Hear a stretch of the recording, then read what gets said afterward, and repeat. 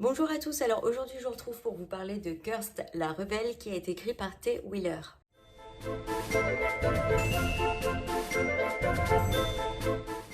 Alors peut-être que ça vous dit quelque chose parce que c'est un livre qui a été adapté en série sur Netflix.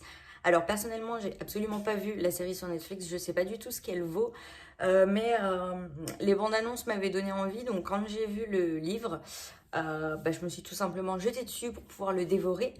Et donc voilà, je vais vous dire un petit peu ce que j'en ai pensé. Donc pour vous expliquer un petit peu ce qui se passe pour ceux qui connaissent pas forcément l'histoire, donc ça va être en fait une jeune fille, Nimu, qu'on va suivre dans sa vie en fait. Et sa mère c'est une espèce de prêtresse au sein de leur tribu, de leur peuple. Et en fait, Nimu, elle est normalement destinée à devenir prêtresse comme sa mère, et en fait, elle ressent les forces extérieures. Comment on peut appeler ça, les espèces d'esprits de la forêt, etc. Elle ressent les forces extérieures et elle arrive à les comprendre, etc., à les entendre, éventuellement à les appeler. Et c'est pour ça qu'elle est censée devenir prêtresse elle aussi. Mais elle n'est pas du tout d'accord avec ça, elle a vraiment pas envie de devenir prêtresse parce que dans le village elle est très mal vue à cause de ses pouvoirs et les gens l'apprécient pas particulièrement, elle apprécie pas les gens particulièrement non plus, elle les trouve un peu trop un peu trop bornés, etc. Et donc elle veut vraiment pas devenir prêtresse.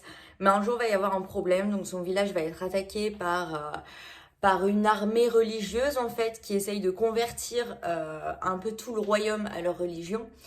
Et sa mère va mourir malheureusement dans cette attaque. Et juste avant de mourir, sa mère va lui donner une épée et va lui dire il faut que tu donnes cette épée à Merlin absolument pour éviter une catastrophe. Voilà, en gros.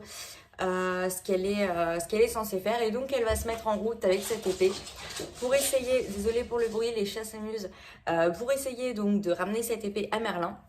Et il va lui arriver tout un tas de trucs sur cette route et elle va devoir se battre pour atteindre son objectif, ce qui va pas toujours être facile pour elle. Voilà en gros pour résumer un peu sans trop spoiler.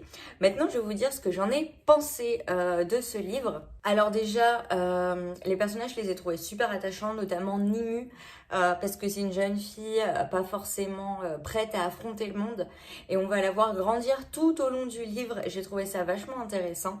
Elle va devoir affronter des épreuves qui vont l'obliger à mûrir assez rapidement. Et à travers toute cette merde qui va lui tomber dessus, en fait, on s'attache vraiment à elle. Et on va aussi la voir devenir esclave de l'épée qu'elle est censée transporter. Et donc, voilà, en fait, on va la voir essayer de combattre ses mauvais penchants qui sont un peu exacerbés par l'épée qu'elle aura entre les mains. Et pour les autres personnages, en fait, c'est assez difficile. Ils sont pas toujours simples à cerner. Et on se demande souvent si c'est des vrais amis ou si c'est plutôt des ennemis. Parce que l'épée a un grand pouvoir et tout le monde veut s'en emparer. Donc à chaque fois, il y a des gens qui se font passer pour des amis qui essayent tout simplement de récupérer cette épée. Et ouais, pour les autres personnages, c'est parfois difficile de les cerner, mais en tout cas, elle va tomber sur des personnages vraiment sympathiques qui vont l'aider dans sa quête.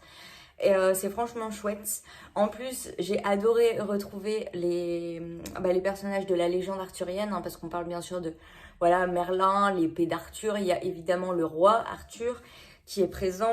Il y a la fée Morgane, etc. Enfin bref, on retrouve un peu tous les personnages de la légende arthurienne. Et j'ai bien aimé les retrouver, voilà, dans une histoire un peu différente. Donc ouais, au niveau des personnages, je me suis bien attachée à eux. Ensuite, pour ce qui est du style d'écriture, alors franchement, il est assez agréable, mais parfois, en termes de mise en page surtout, il est assez dense. Ça reste facile à lire, mais c'est vrai que par moments, ça va être écrit plus petit, etc. Et donc ça fait vachement dense, j'ai trouvé. Mais sinon, au niveau du style, c'est top. Ça colle bien. Il y a du suspense, du mystère, etc. Donc, j'ai beaucoup aimé. Ensuite, il y a des illustrations dans le roman. Donc là, je peux pas vous les montrer parce que j'ai dû le rendre à la médiathèque. Mais il y a des illustrations dans le roman qui sont super belles. Moi, je les ai trouvées magnifiques. Et ça rapporte vraiment un plus, en fait, dans le roman parce que ça illustre certaines scènes. Et ouais, les illustrations sont belles parce que c'est un peu comme des gravures, comme des enluminures du Moyen-Âge. Et donc j'ai trouvé ça bien, étant donné qu'on est sur la légende arthurienne, etc. Ça donnait l'impression d'avoir un espèce de grimoire en fait entre les mains, un grimoire épique qui relate les aventures d'une jeune fille. Donc j'ai bien aimé. Ensuite, pour ce qui est de l'intrigue, donc comme je l'ai dit tout à l'heure, on retrouve les personnages de la légende arthurienne. Mais ce que j'ai bien aimé, c'est qu'ils sont pas forcément aux mêmes places, on va dire, que ce à quoi on a été habitué. Ils occupent pas tout à fait les mêmes rôles, etc. Et donc, j'ai trouvé ça chouette, en fait, de retrouver ces personnages-là, mais dans un contexte différent.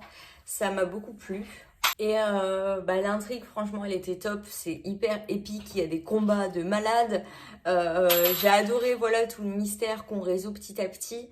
Et la fin m'a plu. Après, ça reste une fin ouverte, mais c'est pas difficile de s'imaginer éventuellement une suite. Notamment quand on connaît la légende du roi Arthur, on arrive assez facilement à deviner ce qui pourrait se passer. Mais ouais, franchement, au niveau de l'intrigue, ça m'a beaucoup plu. Et c'est pour ça que j'ai décidé de donner 4,5 sur 5 à ce livre. Il est vraiment sympa. Si vous aimez tout ce qui tourne autour de la légende, de l'épée, du roi Arthur, Merlin, etc. Franchement, allez-y parce qu'il est top. Et j'ai bien aimé que pour une fois, ce soit une fille qui soit au centre de cette légende-là. Et ouais, ça donne un autre point de vue en fait sur la légende que j'ai bien aimé. J'ai bien envie d'intégrer cette partie de l'histoire à la légende qu'on connaît du roi Arthur. Ça me plaît vraiment pas mal. Donc voilà, c'est à peu près tout ce que j'avais à vous dire pour ce livre. J'espère que la vidéo vous a plu. Si jamais vous avez lu ce livre, n'hésitez pas à me dire ce que vous en avez pensé. N'hésitez pas à mettre un petit pouce bleu, tout ça, tout ça.